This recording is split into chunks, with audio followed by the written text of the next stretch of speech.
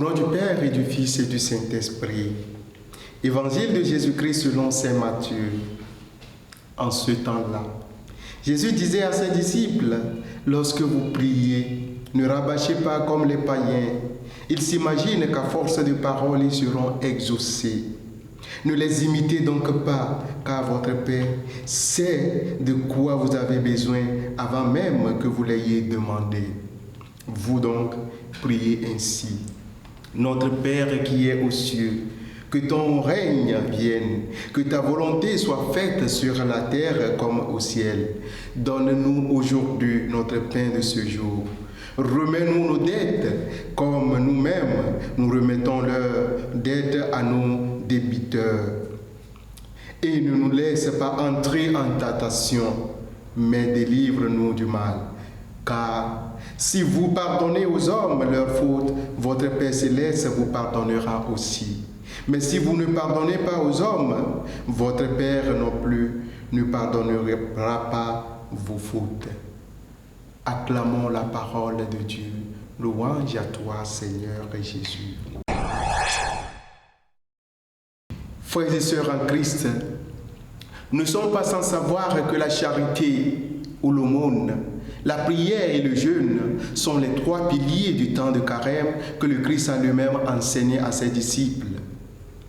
Après les avoir instruits sur la nécessité de la charité envers les pauvres, les démunis, les sans-abri, les nécessiteux, Jésus ce matin nous enseigne comment prier. Et dans la prière qu'il a enseignée à ses disciples, dont nous sommes les héritiers aujourd'hui, je voudrais m'appesantir sur trois éléments du contenu de cette prière du Seigneur. D'abord, il est dit dans cette prière du Seigneur, « Donne-nous aujourd'hui notre pain quotidien ». Que voudrait bien signifier cette parole que Jésus a mise sur nos lèvres, frères et sœurs? Cela, à mon sens, signifie tout simplement que lorsque nous disons « Donnez-nous aujourd'hui notre pain de ce jour », nous n'avons pas à avoir un regard ambitieux. En prononçant cette parole, nous ne disons pas à Dieu « Accordez-nous des richesses et des plaisirs, des habits de haut niveau, de haute qualité, de l'or, de l'argent, des commandements d'armée, de nombreux troupeaux d'hommes ou de frères et sœurs asservis à notre pouvoir ou à notre luxe. Nous ne lui demandons pas les talents qui font de nous des orateurs. Nous ne lui demandons pas de gros emplois. Tout cela ne fait que détourner notre âme de ce qui est essentiel et qui constitue le premier besoin de notre salut. Ce qui est à demander à Dieu pour ce qui relève de notre existence, frères et sœurs, c'est le pain quotidien. Demandons-lui du pain quotidien qui soit évidemment le fruit du travail de nos mains. Ainsi, lui qui donne aux éperviers et aux corbeaux leur nourriture et à toute chair son aliment, lui qui ouvre sa main pour combler de ses bienfaits tous ceux qui respirent, nous rassasiera à chaque fois que nous le lui demandons dans la prière et dans le travail. Ne nous inquiétons donc pas, frères et sœurs, du lendemain. Car, comme le dit saint Grégoire de Nice, cette douce providence qui vous nourrit au jour présent doit veiller également sur vous pendant le jour qu'il y aura demain. Ne nous inquiétons de rien. Ensuite, il est dit, pardonnez-nous nos offenses comme nous pardonnons à ceux qui nous ont offensés. Voici donc le comble de la vertu et le caractère propre du chrétien qui s'unit à Dieu dans la prière. Qui sommes-nous, frères et sœurs, pour Dieu, pour qu'il mette sur nos lèvres mortelles ces paroles du pardon qui lui sont réservées à lui et à lui seul. S'il fait dire à nos bouches mortelles cette parole, c'est pour que nous lui soyons semblables. C'est que nous soyons capables de pardonner aussi nos frères et sœurs. Mais alors, frères et sœurs, en quoi tu t'identifies à Dieu, qui dans sa miséricorde a partagé avec toi le droit du pardon qui lui est réservé? Si tu t'identifies à Dieu et à son Christ, comment n'arrives-tu pas à pardonner ton frère et ta sœur, comme Dieu nous a aussi pardonné?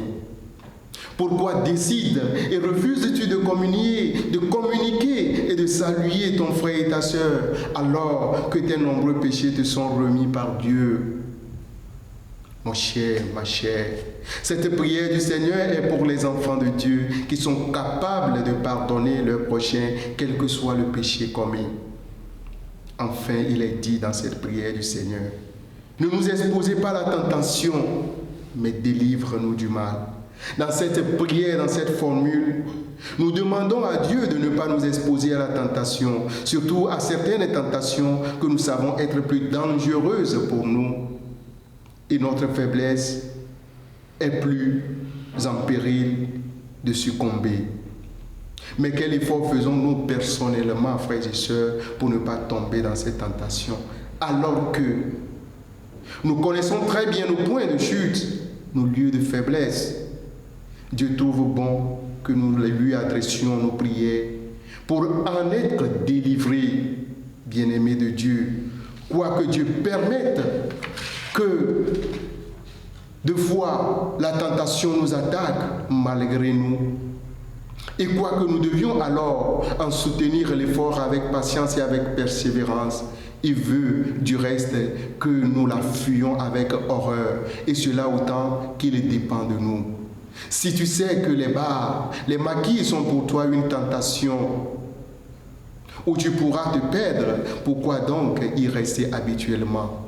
Si tu es conscient que tu es exposé aux tentations, même les plus violentes, si tu sais que l'argent, l'alcool, le téléphone, la loisiveté, la mauvaise compagnie, les pratiques contre nature constituent pour toi une tentation, pourquoi donc ne prenez-vous pas aucune des mesures pour vous en défendre?